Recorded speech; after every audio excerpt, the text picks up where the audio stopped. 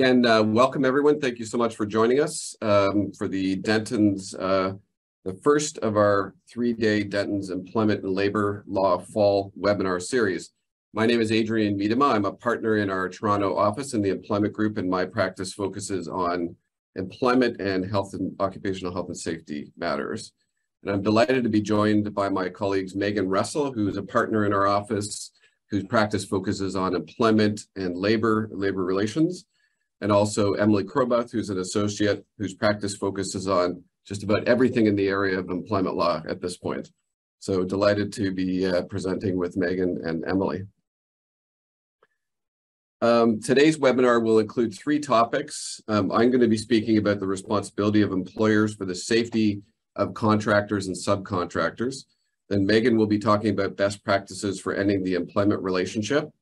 And then Emily will finish off with best practices for workplace investigations. All right, so I will then jump into the first topic, which is the responsibility of employers for the safety of contractors and subcontractors. Next slide, please, Peggy.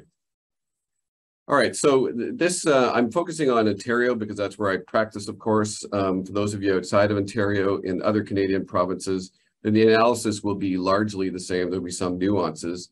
But the important point at very high level is to know that an employer within the meaning of that term in the Occupational Health and Safety Act does not just mean someone who employs in the traditional sense, hires and pays an employee on payroll, but it includes somebody who engages a contractor or subcontractor to perform work or supply services. And so that means that if you're a company, which many and probably most companies do, engage contractors from time to time to do work for you, and that could be, just as an example, an HVAC contractor to fix your heating and cooling system, you are or could be found to be the employer of that person under the Occupational Health and Safety Act. This definition was intentionally amended quite a few years ago to be very broad, to ensure that any employer that it either employs people or engages contractors takes responsibility for their safety and has duties for their safety under the Occupational Health and Safety Act. Next slide. The duties, of course, that apply to employers, and therefore duties that they owe both to employees and subcontractors or contractors, are very, very broad under the Act. The employer has a general duty to ensure that all of the requirements of the regulations are carried out in the workplace. As you will all know, there are detailed regulations under occupational health and safety legislation that include all kinds of different specific requirements for different kinds of work or equipment. The duty to provide information, instruction, and supervision to a worker, so that commonly known as training to workers to protect their health and safety, and also what we call the general duty to take every reasonable precaution in the circumstances for the protection of a worker.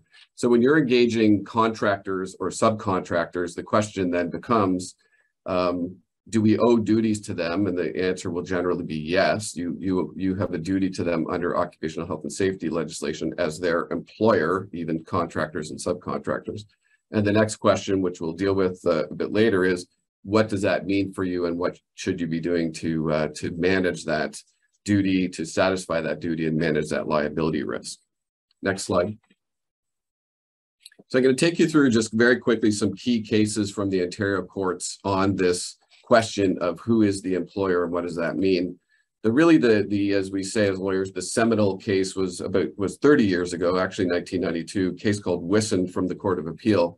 And what happened in that case is there was a window cleaner who got a contract to clean windows of 4 buildings. One contract he decided was beyond his particular skills and capabilities, so he subcontracted to another window cleaner named Kutu. Kutu went ahead and did the work that he was contracted for. He was not supervised by Mr. Wyssen. Kutu used his own materials, his own equipment, so he did the job on his own with his own equipment, unsupervised. While cleaning the windows, tragically, the rope that was suspending his bosun's chair that he was using to do the cleaning work broke, and he fell to his death. Wyssen was then charged as the employer of Kutu, the subcontractor, Wyssen argued that I wasn't his employer, he was a subcontractor. When Wyssen was defending a charge under the Occupational Health and Safety Act. So the trial and the first level appeal judge said that the Occupational Health and Safety Act did not apply to an employer of an independent contractor, but it went up to the Court of Appeal, and the Court of Appeal, the very strong decision said, employer under the OHSA includes one who contracts for the services of a subcontractor, that is somebody who engages an independent contractor. They had very strong language about what that means for the purposes of the OHSA. They said that the requirement in the general duties in the Occupational Health and Safety Act put an employer virtually in the position of an insurer who must make certain that the prescribed regulations for safety in the workplace have been complied with before work is undertaken by either employees or independent contractors. So ever since Wyssen 30 years ago, it's been very clear that employers are responsible under OHS legislation for the safety of both their own employees and for contractors. The next slide, please, Peggy. Moving up to 2010, we have a case out of the Ontario Superior Court involving Enbridge and a few other entities, including a locator. And what happened in this case is in 2003, 7 people died after an explosion and fire on Bloor Street West in Toronto. There were a number of charges laid under the OHSA and the Technical Standards and Safety Act, which regulates oil and gas distribution lines. And the charges went ahead, and Enbridge and the utility locator said that we were not the employer. We were just there on the premises for the purposes of doing the locates. So in other words, determining where the lines, the gas lines were. The trial judge dismissed the Occupational Health and Safety Act charges against Enbridge and the locator, finding that the only real employer here was the construction and paving company that was responsible for the bulk of the work, and therefore the charges were dismissed against the other employers. It went up to the Court of Appeal, and the Court of Appeal, it went up to the Superior Court of Justice, and the Superior Court of Justice said that all employers working around the same project have the responsibility to ensure the safety not only of their own employees, but also of others who are working on the project. And that's very interesting, because what that means is, if you're an employer in a situation on a construction project or otherwise where there are multiple employers, you need to pay attention not only to the safety of your own employees, but to the employees of other companies who are on the site, whose safety may be impacted by your activities or the activities of your employees. So that was an important development also in the law of who's the employer and what does that mean. The next slide, please, Peggy. This is a very recent case involving the city of Sudbury. And in fact, as I understand it, the appeal on this case is being heard at the Supreme Court of Canada today, and perhaps even, looking at my clock, perhaps even as we speak, it's being argued at the Supreme Court of Canada. So this is a developing case. And what happened in this case is that a woman died after being struck by a road grader at an intersection in Sudbury. The grader driver was employed by the paving company, which was contracted to the city of Sudbury, which had contracted with the paving company to do the work. The city employed what they called inspectors on site, who were overseeing the paving company's contract compliance, but the work was really being done by the paving company, and the city had a very small presence on site just with the inspectors. The trial judge held, for that reason, the city was not an employer under the OHSA on the site, and it went up to the Ontario Court of Appeal, and once again, the appeal court said the city employed inspectors on the site, and therefore we didn't need to look any further. The city was an employer on this particular project. The mere fact that the city had inspectors there who were employees of the city made the city an employer. The question wasn't whether they were the main employer or whether there were other employers that should be more responsible for safety. The sole issue was the city an employer? And the answer was yes. And so The court also pointed out that there are overlapping responsibilities for health and safety amongst multiple employers at job sites. So you could have many different employers that have different obligations that overlap on the job site. So we'll keep an eye on that case, and we'll certainly put out a post when the Supreme Court's decision comes out. We expect that to be a number of months because it's just, as I said, just being argued today. And that case could actually have a lot of helpful insights into the scope of the obligations of employers under occupational health and safety legislation and what exactly does it mean to be an employer. Next slide, please, Peggy.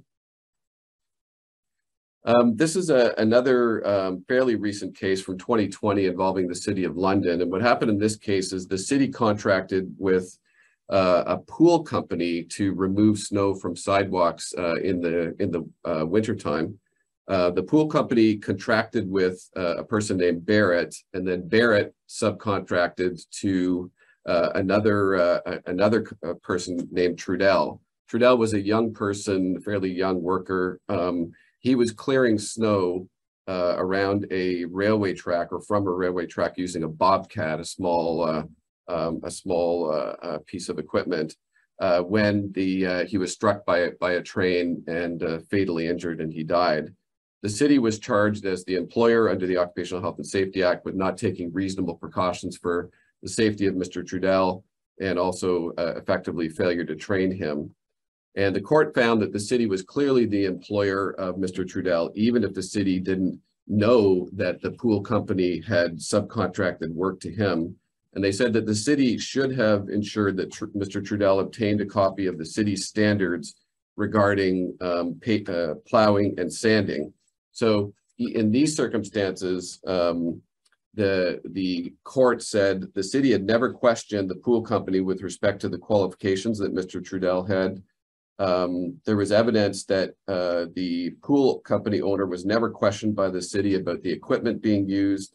And then there was evidence that the city never confirmed whether the workers had obtained a copy of the city's standards on plowing, sanding, and salting in the wintertime.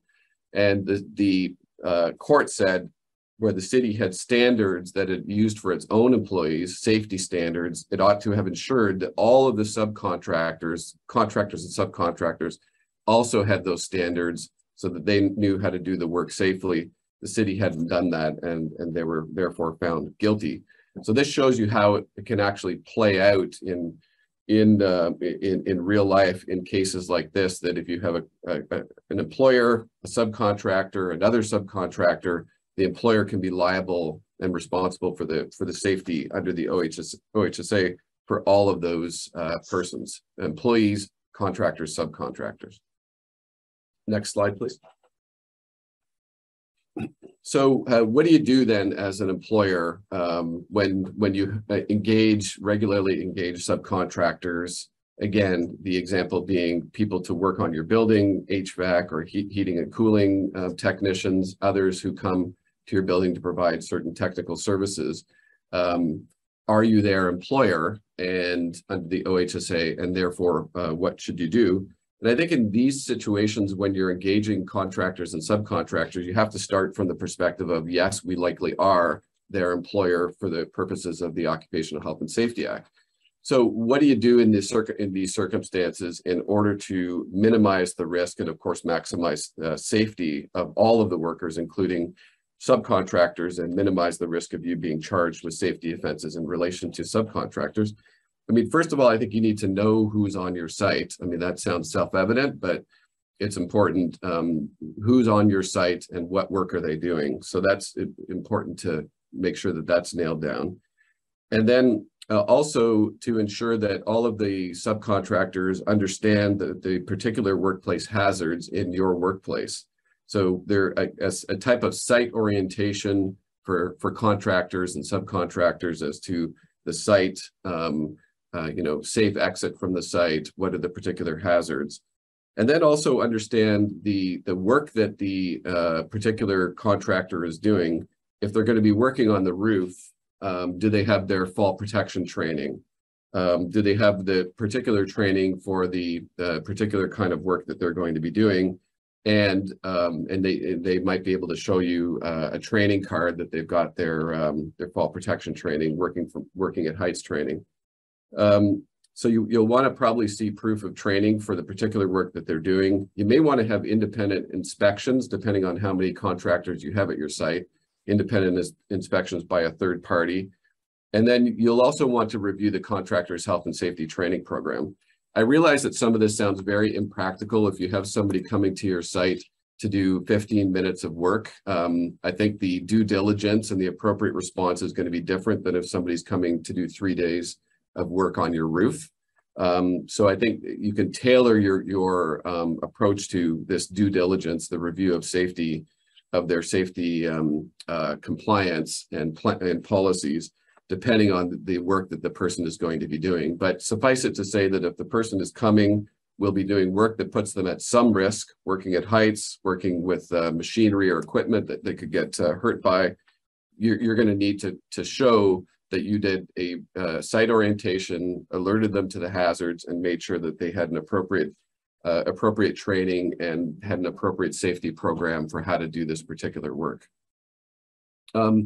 If you have a lot of contractors coming in, you may want to consider having a contractor safety program developed yourself for your company to give to all contractors, showing the requirements that you have for anyone being on your site. That's often a good approach to have when you regularly engage contractors. It doesn't have to be a very lengthy document. It might be 10 pages, but sets out the requirements that the company has for all of the contractors that you have on your site, and get everybody to sign off that they have it and that they're going to comply with it. All right, so that's it for me. And then I will pass it off to my partner, Meaghen Russell, who's going to talk about best practices for ending the employment relationship. Over to you, Meaghen. Thanks, Adrian. So if any of you were attendees at the Ottawa Employment Client Conference earlier in September, you would have learned about best practices when starting the employment relationship, right? There was a lot of conversations around enforceable termination language, clauses you're going to want to include in your employment contracts. I'm going to bookend that by talking about best practices for ending the employment relationship. So the starting point, Peggy, first slide, please. Thank you. The starting point, of course, is determining what type of termination or, cessation of the employment relationship are we looking at. Just a couple comments about resignations. In the event that you have an employee who has submitted their notice of resignation, first, you want to make sure that it hasn't just been verbalized. You want to make sure that you have the notice in writing. Email will suffice, dear manager, this is to inform you that I am, resigning from my employment. You're going to want to make sure that there is an effective date with respect to that resignation. Is the person stating that they're resigning effective immediately, effective today? Are they providing you with 2 weeks notice of resignation? So you're going to want to get clarity when you receive that written notice as to the effective date of the resignation. The other point I want to make here, and this is very important, is as the employer, you need to ensure that you accept the resignation in writing. And the reason why that's important, as opposed to just letting the person work out the remaining 2 weeks or whatever it is of the notice period, is an employee is able to rescind their notice of resignation before it has been accepted by the employer. Obviously, you don't want to jump right away within 5 seconds of receiving it just to say, accept, received, good luck to you. But you want to be mindful that you do want to have acceptance in writing so we can rely on that. The next type of termination, of course, is a for-cause termination. As many of you know, in Canada, there's a very high threshold or high burden in terms of trying to prove cause in our courts. Stated differently, it's very difficult to prove cause in our courts unless we have, egregious or very serious misconduct, or, a pattern of proved poor performance that the employer hasn't been able to rehabilitate despite best efforts. I won't belabor this because we've talked about Wakesdale a lot on previous webinars and client conferences, but specific to Ontario, there is a difference between just cause under the common law and conduct that will disentitle an employee from notice or pay in lieu of notice and statutory severance pay under the Ontario ESA. So just a reminder about that. If you believe you may have cause to terminate an employee and you're not quite sure if you're there, if this is going to hold up if challenged by an employee via wrongful dismissal matter, please reach out to your employment counsel to talk about whether or not there's a chance of proving or establishing cause in the courts.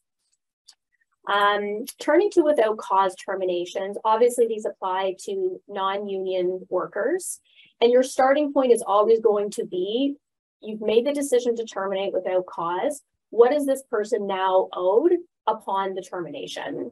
And your starting point here is always going to be to pull the offer of employment, the employment contract, the employment agreement, to look to see, A, do you have termination language in your contract that states what the person would be entitled to?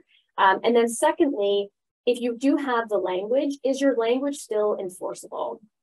As we know, our courts every 6 to 12 months, depending on the province, further define what constitutes enforceable termination language that seeks to displace or oust the common law in favor of a more limited severance package, we'll say. So it is important to, inquire about whether or not your termination language is still enforceable. Assuming that it is, the contract is going to dictate, of course, that the employee is going to be entitled to their statutory entitlements under their respective provincial legislation, and perhaps there's an additional contractual entitlement included as well that the employee will be entitled to upon termination.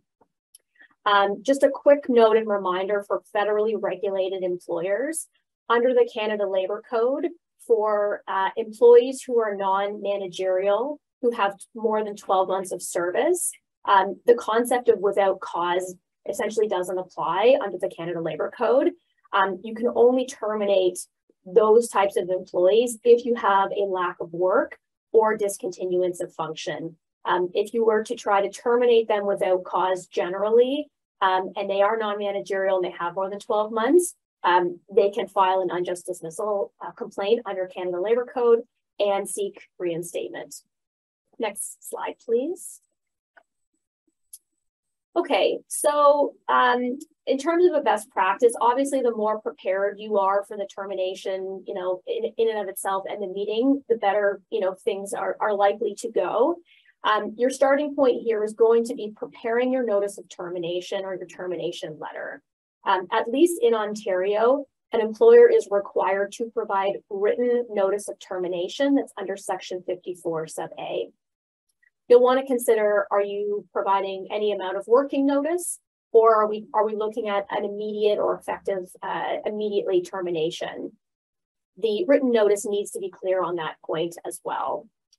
The notice should outline the statutory entitlements owing upon termination and any additional contractual entitlements that had already been agreed to in their employment contract. You may also want to consider whether or not you're going to offer something additional in exchange for a full and final release. Us employment lawyers generally recommend that you do so.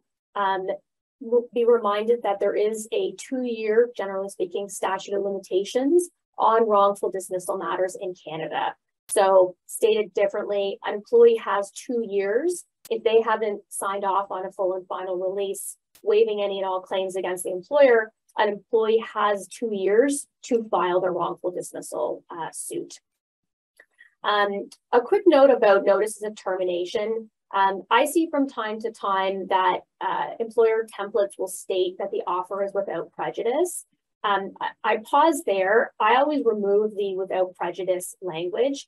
And the reason is because if you are offering, something additional over and above the statutory or the contractual amounts in exchange for a release, you want to be able to try to rely on that if it turns out that the employee doesn't accept the package and sues for wrongful dismissal. If you have marked your notice of termination or termination letter as without prejudice, it's going to be very difficult to plead or include in your statement of defense the particulars around the additional package offered. So something to look at in your templates. And I would suggest remove the reference to it being without prejudice. Also, and this is very important, a notice of termination or termination letter should never state that the payment of statutory amounts is contingent upon the employee signing and returning a release. That is a violation of the ESA or respective employment standards legislation and could be the basis for a bad faith and potentially punitive damages claim. In terms of having a termination meeting script, I do recommend having this prepared prior to the termination meeting. Obviously, losing a job, regardless of circumstances, is going to be, a stressful time frame for folks. And the benefits of having a script is there's less likelihood that people are going to go off script. People can be nervous in delivering this message. It can be, again, stressful. But if they have the script, they've reviewed what they're supposed to say, there's a less likely chance that they're going to say something potentially that they shouldn't. In these meetings, it's important to get to the point, just tell them. They know that they're here for a reason. If they see their manager and somebody from Human Resources, they probably know what the meeting is about. So just start there to say, unfortunately, we're meeting today. We have some news to share. We've decided to, end the employment relationship without cause. Of course, you want to be respectful in that communication to that employee. Usually the manager or somebody from the business will attend to, provide the news that the relationship is ending, potentially provide the reason from a high level, and then the manager would turn it over to HR to review the particulars of the severance package being offered. If the meeting is going to happen virtually or even in person, you're going to want to figure out, who's going to be responsible for setting the time with the employee. Are you going to send a meeting invite? If you are, who's going to send it? And what is the subject line going to be? Obviously, you don't want to tip somebody off that they're about to walk into a termination meeting, but you need to figure out, setting aside that time to make sure that they're going to, be available during the time frame that you want to communicate this. It's also important to plan how is their access going to be disabled. So usually that involves looping in IT to let them know that, there's going to be a departure and at a particular time, we're going to need to shut down their access. The other thing to consider is the employees out of office message. Individuals, clients, customers, subordinates, other, individuals within the organization, are not likely to know right away that this has happened. So there should be some preparation in terms of somebody going in, providing an out of office message and directing people to, to the right person, depending on the nature of their inquiry. The other thing to consider is, and this, this isn't going to work in all circumstances, but perhaps if there's long tenure, perhaps depending on kind of the reason for the separation, you may consider having the employee be involved in how their exit is going to be communicated. Perhaps if they've been with you for a long time, maybe they were close to retirement in any event, perhaps they're going to prefer that we talk about, the fact that they've chosen to, retire as opposed to framing it as an exit. Next slide, please. Okay, so conducting the termination meeting itself, obviously you need to figure out in advance who is going to attend. You want to avoid having, of course, too many people in the meeting because the point is not to, humiliate or embarrass the employee. Having said that, right, usually there's somebody there from the business, HR, and it is important to have, I'll call a witness or a note taker there who can capture essentially, what is stated during this meeting and keep that record. In terms of the timing, it's never a good time. We try to avoid Mondays and Fridays. If the meeting is going to happen in person, Usually it's better to try and schedule that for the end of the day. So when the employee is leaving, it will sort of help minimize embarrassment. In terms of location, is this going to be an in-person meeting? If so, obviously you want this to be discreet. It should never be in a public space. If you think the person is going to be distraught, you may want to plan for alternative transportation home. If conversely, you think the person may be aggressive or even violent, you might consider, what security measures may be in place. If it's going to be virtual, think about if somebody appears on Teams, WebEx, Zoom, right? If you see that they're in a public place, or even if they're home and, they're not on headset and there are people kind of in and around the background who could hear the conversation, be mindful of that. Perhaps ask them to, do they have a headset, or can they move to a location that is a little bit more private before delivering the news. In terms of a reason for termination, obviously it's easier where there's a restructuring or a downsizing just to let the employee know that this is what has happened. Same thing if there's a termination during the probationary period. I should note, employees generally will ask why it is that they are being dismissed, and there is a legal obligation to act in good faith when terminating the employment relationship. That does include, being candid, being honest, not being misleading. That doesn't mean that you need to provide a laundry list of everything the person ever did wrong while they were employed, but you're going to want to think about how, if you're not getting ahead of it, how you're going to answer that question when the employee asks. If, the employee has, complained, let's say recently about harassment, if they have inquired about, are they entitled to a certain employment standard like overtime, we're going to want to think about this because the employee may believe that now they're being reprised against for asking about or trying to enforce their rights. In those situations, it's going to be that much more important to make sure we're, providing them a clear reason as to how we got to this point.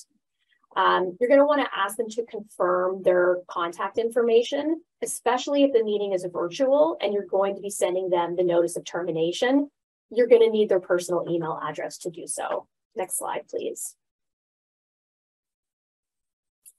I'm not going to review all of these, just being mindful of time, but a few things, just a few final comments here. Most employees do ask about their record of employment. How am I going to get it? When am I going to get it? What is it going to say? Can I apply for EI? Will I be entitled to EI? You're going to want to be prepared to answer those questions. If they don't come at the actual termination meeting, they're most likely to follow in the next few days. Obviously, you should never tell them that they're going to qualify for EI. Just let them know that that's a Service Canada decision, but that they should be applying and that the ROE will be filed in accordance with the rules. And then just finally, in terms of timing for statutory payments, each province has its own rules or deadlines for when the statutory payments need to be made. And it's important that we comply with that. Sometimes employers will wait until they get the release back to see if the individual has accepted the additional severance package. They'll wait on paying out the statutory payments. That can be a significant problem and can be a basis for an additional claim against the employer if there isn't strict compliance with the payment deadline. So if you're unclear about what those payment deadlines are in your respective province, I would suggest that you reach out to your employment counsel who can walk you through that. And with that, I will turn it over to Emily. Thanks, Meaghen. So hello, everyone. As mentioned earlier, my name is Emily Kroboth, and I'm an associate in the Dentons Employment and Labor Group here in Toronto. And today I'll be discussing some best practices for workplace investigations. So workplace investigations have become an increasingly important topic ever since the Ontario Occupational Health and Safety Act was updated to require employers to undergo an investigation that is reasonable in the circumstances in response to a complaint of violence or harassment.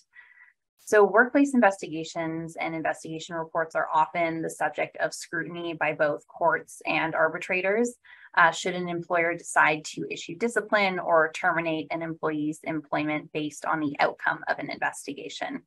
As a result, it's important to keep some best practices in mind, which we'll be reviewing today. So just moving to the next slide. So regardless of jurisdiction, human rights laws and occupational health and safety legislation require that employers prevent harassment and discrimination in the workplace and investigate associated allegations. Employers have an overarching duty to protect workers in the workplace, and investigations are a way to find out what happened in a given situation and address any relevant issues. So the need for a workplace investigation arises upon the occurrence of a triggering event. And this can be a formal complaint, so through an outlined complaints process, an informal complaint, perhaps something mentioned to a colleague, or an anonymous complaint, perhaps through a whistleblower line. A triggering event can also be the observation of discrimination, harassment, or violence in the workplace by a supervisor, or the breach of a workplace policy. So essentially, a triggering event is an indication that harassment, violence, or discrimination has occurred in the workplace. Next slide. So many jurisdictions, including Ontario, require employers to have a workplace harassment and violence policy and program in place, outlining the procedure to be followed in the event of a complaint of workplace harassment or violence. The process and procedure outlined in your policy should be followed over the course of the investigation, or else the investigation may be considered procedurally unfair by a decision maker. A workplace harassment and violence policy should include information such as measures or procedures to report incidents in various situations, how complaints will be dealt with, how identifying information will be guarded during the investigation, and how parties will be informed of the results of the investigation as required by the Occupational Health and Safety Act. Next slide. So the next best practice we'll be discussing is how to select an appropriate investigator. So an investigator needs to be neutral. They should be a third party, and they should not advocate for either the complainant or the respondent in an investigation. They're there to fact find. They should be unbiased, and they should be immune to things like outside influences, for example, past investigations, anything present in the media, or pre-existing stereotypes.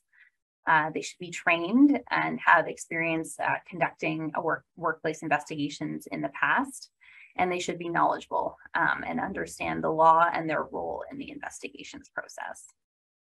In some cases, employers may consider engaging an external investigator as opposed to an in-house investigator when the issues at hand are complex, high risk, sensitive, or likely to be scrutinized by a court or the media. Next slide. So best practice number 3 is to ensure the investigation is timely, but also not rushed. So following a trigger event, employers should ensure that an investigation is conducted promptly. Typically, promptly means within 90 days of the trigger event, but this can vary based on the circumstances at play. However, once an investigation has begun, an investigator should not rush through it and should ensure that the complainant, respondent, and each witness is interviewed so that everyone can share their side of the story. All relevant evidence is gathered and considered. If an investigation is rushed, key information may be missed, and conclusions are drawn based on evidence and the credibility of the witnesses, and not hastily based on pre-existing theories or without proper regard for all factors at play. Once an investigation report is produced, employers should carefully consider and not rush to conclusions regarding any corrective action. Corrective action can include changing workplace policies in response to an investigation, perhaps installing alarm systems or safety measures in the event of workplace violence, or changing reporting relationships. Employers should also carefully consider any necessary retraining or coaching. So for example, training regarding respect in the workplace.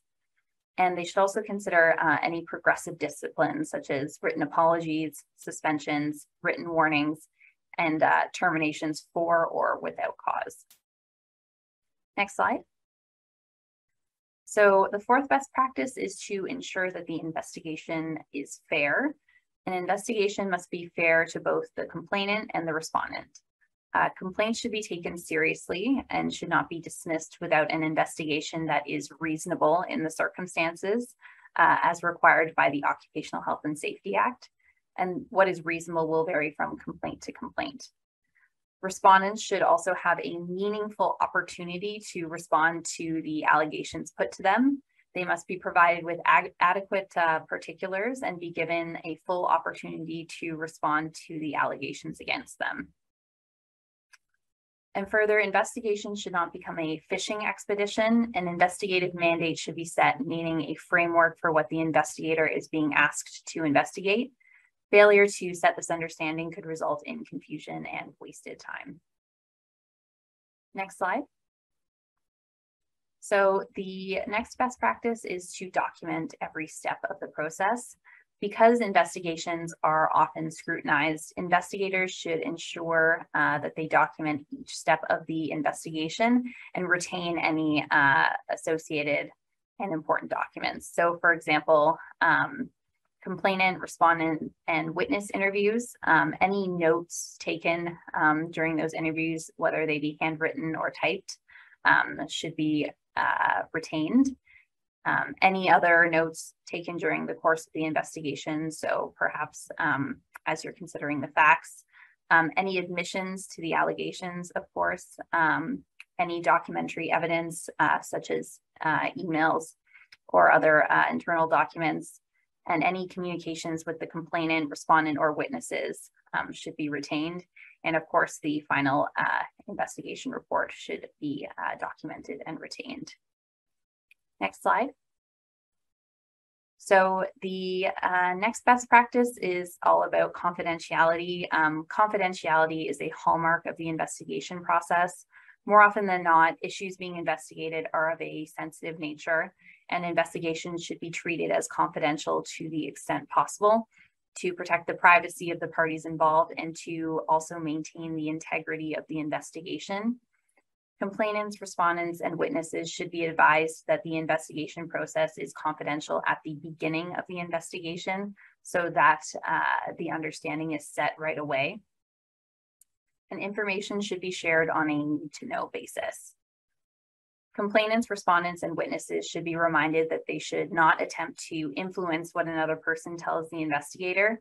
This can happen even if parties don't mean any harm necessarily, and they simply, for example, want to spark their memory or recall everything correctly. And by conferring with other employees about alleged events, this should be discouraged so that witnesses aren't influencing what they each say to the investigator. Gossip, rumors, and reputational concerns can all impact the integrity of an investigation, and the more that is broadly known in the workplace about the investigation, the more this type of harm can spread. Employers may wish to consider the use of confidentiality agreements throughout an investigation, which can communicate the seriousness of the expectation of confidentiality to the parties involved. Next slide. So best practice number 7 is to check your bias. Investigations must be conducted in a neutral manner that is fair to all parties involved. Ultimately, investigations are about fact-finding, and an investigator must begin the investigation process with an open mind, consider all information provided by the complainant, respondent, and witnesses, discard preconceived notions about the involved parties, and conduct an investigation that is devoid of myths or stereotypes. An investigator should also consider whether a witness may be biased and take that into consideration when drawing important conclusions about credibility.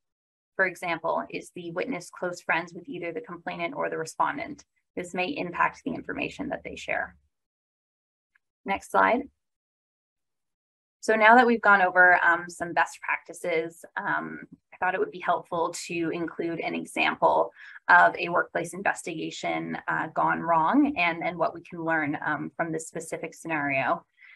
So in the case of McG and Southgate Township, the plaintiff was an administrative assistant and volunteer fire captain with the Dundalk Fire Department, which fell under the jurisdiction of Southgate Township. The township terminated the plaintiff's employment without cause, and although the township did so, the termination was the culmination of years of workplace gossip, accusations, and inappropriate behavior, and morale issues allegedly stemming from the plaintiff's behavior. In response, the plaintiff brought a claim for failure to provide reasonable notice, moral damages, damages under the Human Rights Code, damages for defamation, as well as punitive damages. Next slide. So the plaintiff was the subject of a number of rumors and accusations, largely based on hearsay and perpetuated by her colleagues and others in the small community in which she worked. The plaintiff was accused of sending inappropriate photos of herself to colleagues, engaging in inappropriate workplace relationships of a sexual nature, and trading quote unquote sex for grades while in the course of teaching at the local fire college. The plaintiff was further accused of ruining morale, causing attrition at the fire station, and impacting the general reputation of the fire department in the community. In particular, the plaintiff was accused of being the reason why 2 married volunteer firefighters retired, allegedly because she had an affair with the husband. The court found that all of these accusations to be unsubstantiated hearsay and based on dated stereotypes. At trial, the judge characterized the township's defense as follows. We did not act with malice or in bad faith or discriminate against the plaintiff. We fired her because she was the object of rumors which we believed were true. We could not prove they were true, so we fired her on a without cause basis and paid severance. The pervasive nature of the rumors shows that we did not act with malice, bad faith, or discrimination. So the investigation conducted in this case was found to be completely inadequate by the court. And here are just a few examples why. The documentation put forward as proof of an investigation consisted of a single memo and some handwritten notes. No witness statements were provided. So that ties back into our best practice of documenting each step of the investigative process. The plaintiff was not interviewed in the course of the investigation. The court found that the memo came to incorrect conclusions because the investigating employee relied so extensively on inaccurate and dated secondhand information. So that goes back to fairness. We need to make sure that each party is interviewed so that each party can share their side of the story. Although the township had engaged a human resources consultant to assist them with the termination of the employee's employment, the court noted that the township misled the consultant and exaggerated the urgency of the situation. So that ties back to not rushing an investigation, taking your time, consulting with the appropriate people involved, and ensure that all parties are heard throughout the process. And as a result, the plaintiff's employment was terminated on a without cause basis as a result of an investigation that was found to be inaccurate and rushed and procedurally unfair by the court. Next slide. So this should give you an idea of what can happen if an investigation isn't done correctly. So in this case, the damages awarded extensive damages, including 6 months of reasonable notice damages, moral damages in the amount of $75,000, $35,000 in damages for gender-based discrimination, $20,000 in damages for defamation, because a witness for the defendant admitted on the stand that he fabricated the quote unquote sex for grades comment, a comment which the court found to be both appalling and discriminatory. And finally, the court awarded $60,000 in punitive damages because the defendant's treatment of the plaintiff was quote reprehensible and was a serious departure from ordinary standards, which called to mind a different era. So I wanted to include this case because it sends such a strong message and is such a good example of what can go wrong throughout workplace investigations and some pitfalls to avoid. Next slide. So I'll just conclude with a note that the Dentons Workplace Investigations Group has experience conducting workplace investigations, providing investigative support for internal investigations, and also providing training on workplace investigations and respect in the workplace. So thank you for your attention this afternoon, and I'll now turn this back to Adrian. Thanks very much, Emily, and thank you, Meaghen. So a couple of questions in our last few minutes here. Meaghen, first question for you. You know, we've got, as we all know, it has been and seems to continue to be a very hot job market right now. A lot of employers are having trouble finding people, recruiting people, and keeping them. Does that affect your advice to clients as to how much should be offered for a severance package?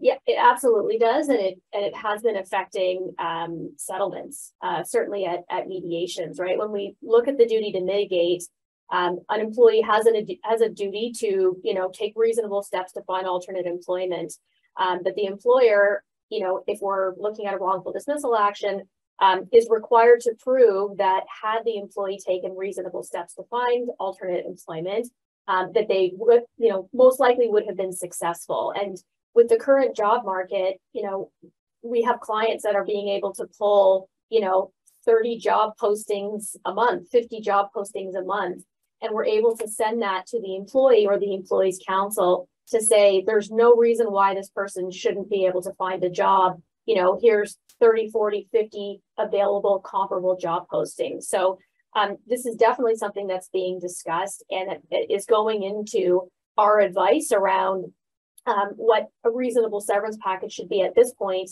given the availability of similar work. You know, it's definitely something that a court is going to consider and look at. Great. And then another sort of related, but maybe a bit unrelated question for you, Meaghen.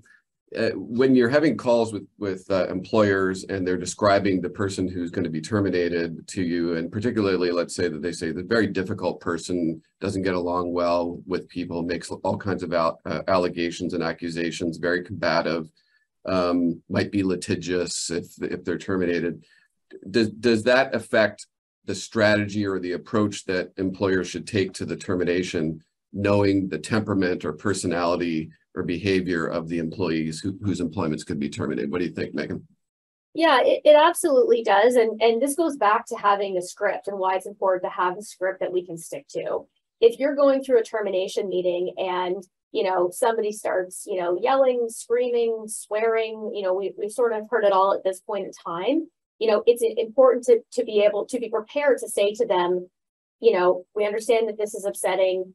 You know, here's the information that we're going to provide to you today. We're going to detail the severance package. If you feel that, you know, you're not willing or able to sit through it at this point in time, we'll send you the documentation for you to review on your own. However, you know, your conduct, your comment is not appropriate. We understand you're upset, but it's not appropriate, and we're not going to sit here and continue to have this conversation with you if you're going to behave in this way.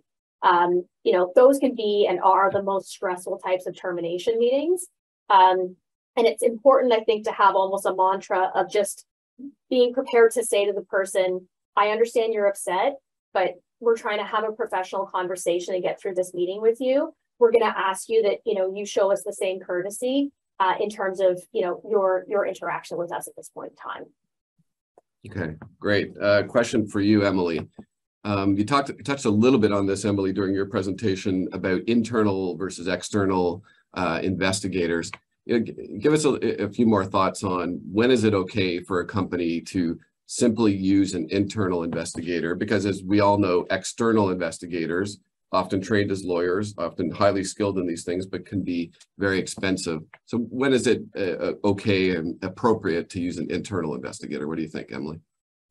Thanks, Adrian. So in terms of using an internal investigator, if the facts are straightforward, if there aren't, you know, a number of different parties involved, if there is a third party that is available in the workplace that has the experience and can remain objective and neutral when exploring these allegations, that's when it's best to, it's open to organizations to use an internal investigator. It's just when the facts start to get a bit more complex and high stakes that it's good to look externally and engaging a third party, or rather a third party external investigator.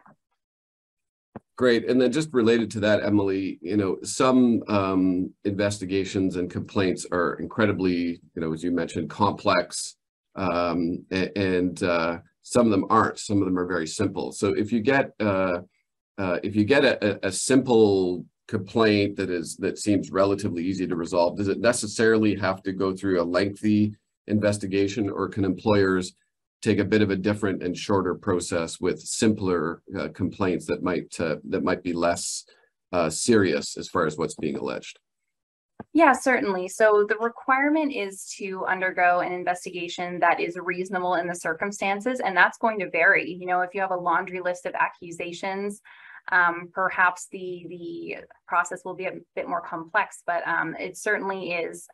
You can take a more straightforward process with a more straightforward complaint. All right. And then one last question for you, Meaghen, just very quickly.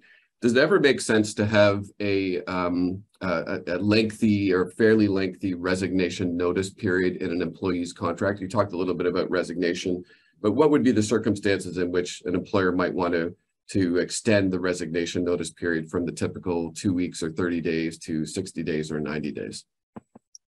Yeah, so it's important to know that during the employee's notice of resignation period, whether it's 2 weeks, a month, 3 months, longer, they continue to have a duty of loyalty to the company, even if the company waives the notice period and sends the employee home.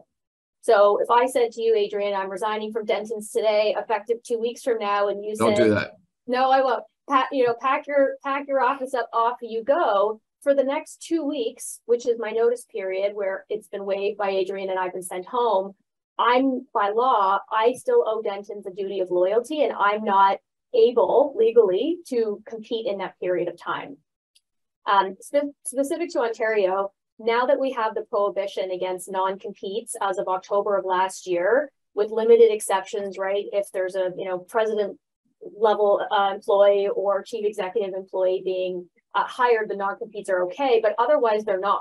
So if you have a VP hire, a director, managerial type hire, you're not going to be able to use a non-compete. So you may want to instead consider having them, agree to a longer notice period, 3 months, maybe even up to 6 months, where they're going to have to give that extent of notice, and they have the duty of loyalty in that period. Obviously, though, and this is, something to consider, you do have to pay them even if you waive the notice period. So if you say, we require you to give 3 months of notice, I give you 3 months of notice, you send me home today, I need to be, loyal for the next 3 months and not compete. The employer still needs to continue to pay that person for the notice period that was waived. So the longer period of time you have, you're preventing them from competing legally in that period, but you just need to be mindful that you're also going to need to pay them for that period. So is it a business sort of decision as to the value of getting a kind of a non-compete during the resignation notice period? Yes. Okay. All right. Thank you, Emily, and thank you, Meaghen, very much. This is the end of our presentation. Just a couple of closing remarks. Thank you, everybody, for attending. We always appreciate our clients and our friends attending, and we look forward to engaging with you further. Feel free to, and please do subscribe to our blogs, Employment and Labor blog and Occupational Health and Safety blog. Just a reminder that we do have the electronic monitoring policy template and disconnecting from work templates for those of you who need to do that still.